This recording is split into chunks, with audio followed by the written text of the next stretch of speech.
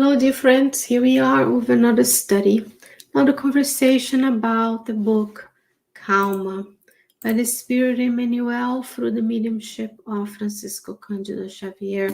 And today we're going to bring to you a chapter that the Spirit Society of Richmond's team has translated and revised. And Emmanuel titled this chapter, or Message 23, Intrigues and Accusations. And this is a very eye-opening chapter because it will tell you and I that some of the comments and conversations we engage in may not be the most adequate way of spending our time. And also if those topics of accusations, slander, gossip, what we call just talking about things and people, may also bring to you and I consequences. And if that comes to mind, Emmanuel will also bring to us what to do about it. So he will start by saying, quote, as much as possible, refrain from unhappy matters or topics. Often, whoever speaks against you can bring on a sick or overexcited imagination. Unquote for now. So he's saying, as much as possible, refrain from those unhappy and unfortunate matters. We may feel tempted. It may be part of our routine. It may be something we do without even realizing. We may engage in talking about unhappy topics. That doesn't mean we're not aware of the difficulties in our lifetimes, the difficulties in our neighborhoods, in our countries, in our planet. Doesn't matter, but do we need to be rehashing those subjects over and over again? Emmanuel says to you and I, no, as much as possible, we refrain from this. More specifically, he says, if someone speaks against you, if someone speaks against others, they will bring with them a sick or overexcited imagination. So let's say you're at work, someone comes to you with a comment about a colleague. The first thing you need to do is refrain from engaging on that conversation, which is an unhappy matter. The second part is to think about, if this person is coming to me to talk about someone else, is it a real occurrence? Is it true, or is there imagination? Or are they misinterpreting it? Or it's really just have a difference of opinion. So we're invited to analyze the language and the message that others are bringing to us, especially if it has to do with talking ill about someone else. And this is something that we easily do in our daily lives, looking for connection, is make a comment of something we heard, something we saw, something we believe happened, we believe we heard, we believe we saw. And then we engage, and it's very common also in family circles where we casually comment on each other's lives, and we make comments about the choices, and those comments normally come with judgment. And we have to remember that when we comment about someone else's, we're connecting with them, we're connecting with their mentors, we're connecting with their obsessors in a sense, because we are engaging in ill will towards them. So we need to refrain from those conversations, because we don't know, most of the time we don't know the true picture of everything.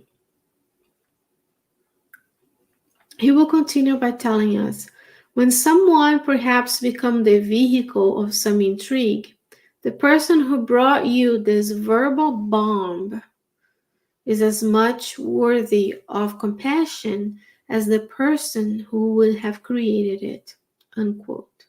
So he's saying this is a verbal bomb. In a different chapter, we talked about speaking peacefully, that your voice, your speech is a picture of your vibrational attunement.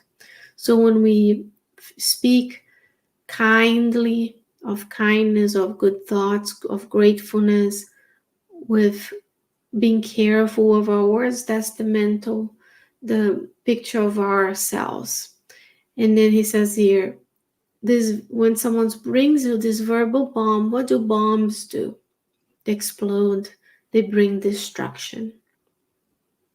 So we say, when someone becomes the vehicle of intrigue, so they heard something, they saw something, or they perceived something, they come to you. Emmanuel is saying this person is worthy of compassion as much as the person who created the intrigue. What if you're the one bringing the verbal bomb to someone else? Because we can be visualizing ourselves in all of the situations, and we can learn from each and every situation because we have the ability to plan, to put ourselves in other shoes. We don't have to go and be the vehicle of an intrigue to suffer the consequences of an intrigue. We can, by thought experiments, think about, what if I'm bringing these verbal bombs to others? Wouldn't I want to be forgiven, and I wouldn't want the person receiving that bomb to be compassionate towards me? Let's put this in perspective. You're going about your day, you're dropping someone off at the daycare, or you're at the grocery store, and someone comes to you, hi, how are you? Did you hear about so-and-so? This didn't happen. Now you're left with that bomb. It's like the hot potato.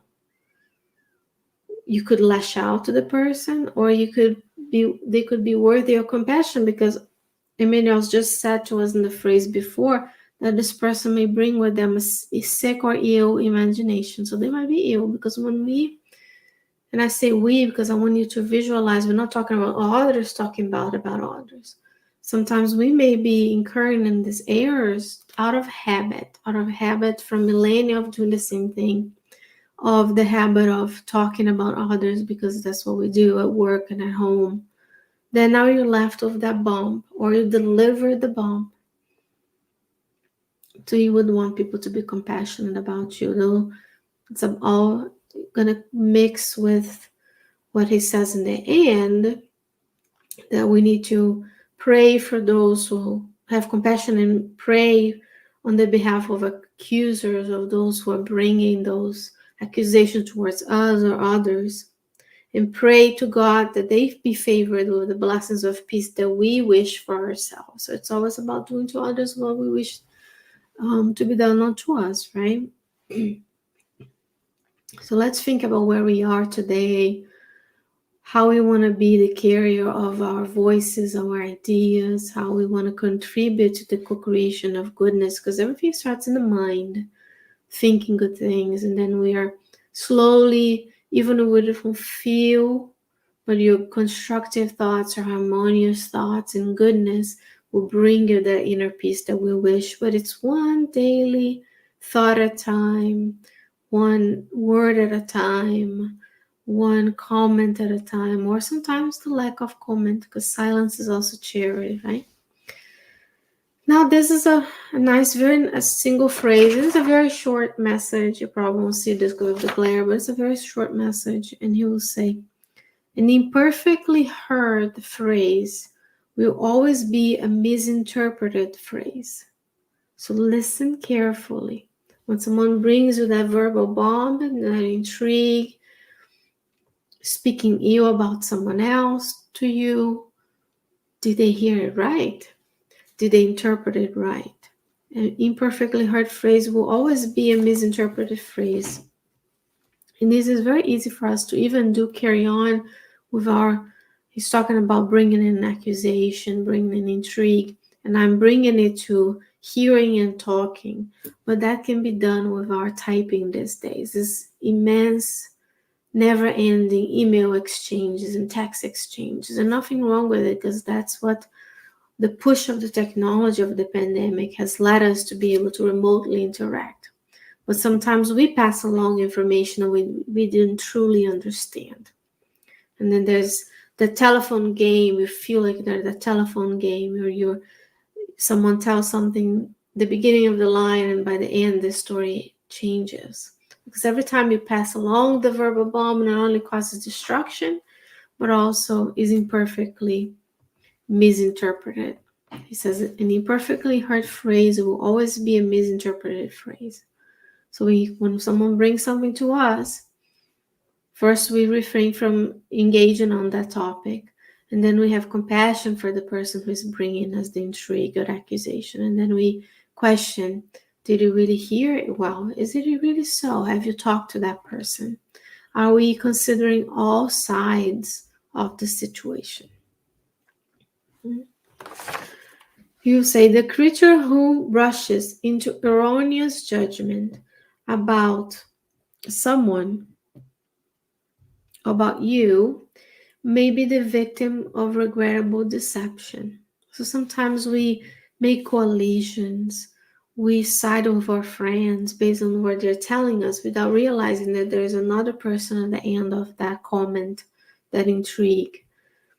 And then we are believing and perpetuating ideas, comments, intrigues, rumors, without realizing that we may be decepted, because from what happened to what you heard, you may have misinterpreted because you imperfectly heard. You imperfectly know. Only God knows everything.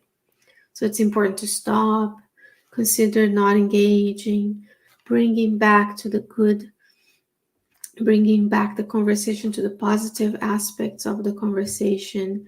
And this happens in a flash, in a moment of time. You go in to get your water at work, to the restroom, you're walking to and from, and someone stops you. And then you make a comment, and half an hour later, you find yourself wasted talking about the lives of others. And I'm saying about work because we spend a lot of time engaged in work situations. But it can be extrapolated to taking care of others, to school, to learning, to leisure time. And he's going to tell us here, in the face of criticism that received, observe the extent to which they're true and acceptable, so that we can rectify in ourselves what we dislike in others. So let's say if someone brings to us a comment about something we did and we're facing a criticism. Then we say, is there any truth to what they're saying? Do I really talk this way? Do I really behave that way? Did I really say it the best way I could? Then we're correcting others, in ourselves, or we dislike in others. Because when we're commenting about someone, we really are commenting on the aspects of ourselves that we're not able to face yet, perhaps. But even criticism has a role if well used. We can detach and be hurt, or we can say, is there any truth to this?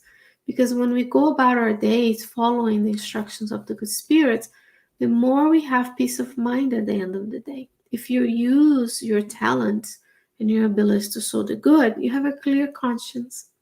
Then even if the criticism comes, you still do the best you could with the resources you had and knowledge you had at the time. Then you move on, you analyze, see what could be improved, and you keep going. Now, he says here, I want to leave you with this one. Knowing some imbalance is happening or is in progress, silently assist or help in what you can. Cooperate without fanfare, without making a big deal out of it. So as to the readjustment effort you are able to develop, he say, okay, someone came to you with a criticism, a comment about others. And we may have been doing this out of ignorance of God's laws, out of habit of our lower nature. So long now we are awakened to this. Then we notice that maybe someone brought you a comment and we recognize in themselves and us an imbalance. Then we silence assist. Sometimes someone comes to you with a comment is really because they're lacking something. That person who is erring or is making a mistake in our mind could be someone we could help. So maybe we can turn it around and say, okay, maybe they said this to you. I hear what you're saying. You perceive that they told you this, or they did X, Y, and Z, because why don't we ask that person if there's something we can do? Maybe we can rectify. We can silently help someone so that they don't incur that mistake again. And then we are helping in their evolution, in the evolution overall of the universe. I will repeat the phrase I said before the chapter ends. No, having compassion on the accusers and pray on their behalf, imploring God that they, the accusers, may be favored with the blessing of peace that we wish for ourselves. After all, we are all here studying the book Calmness because we want to be serene and tranquil. A lot of the things, there are only a few messages left before we wrap up this book.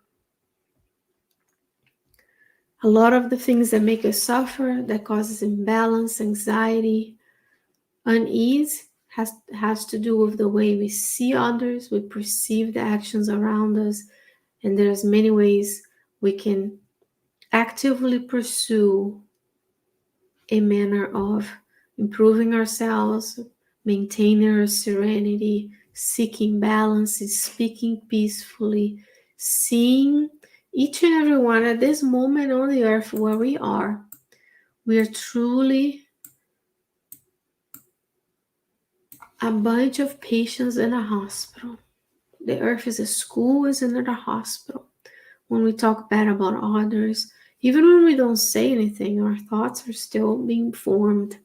Our mental particles, our imagery, we're still